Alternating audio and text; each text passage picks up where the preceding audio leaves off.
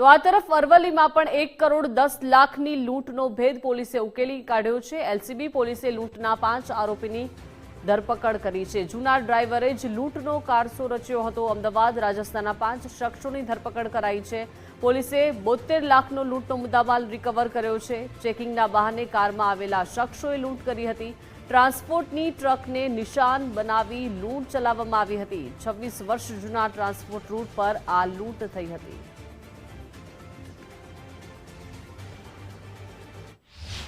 પોલીસની અલગ અલગ ટીમો બનાવી અને 25 તારીખે પોલીસે અમદાવાદ, ડાકોર અને રાજસ્થાનથી કુલ 5 આરોપીઓ આજે પકડ્યા છે અને 73 લાખનો મુદ્દામાલ રિકવર કર્યો છે। અકબર કરીને એક આરોપી છે જે પકડવાનો બાકી છે, એ પણ ઇન્વોલ્વ છે, જે આ ટ્રાન્સપોર્ટનો ધંધો કરે છે, એનો જૂનો ડ્રાઈવર હતો। આ બધાએ ભેગા થઈ, અકબર પણ ટેલિફોનિકલી સંપર્કમાં હતો આ બધા સાથે, ભેગા થઈ અને 19 તારીખે આ લૂંટનો બનાવ અંજામ આપેલો છે।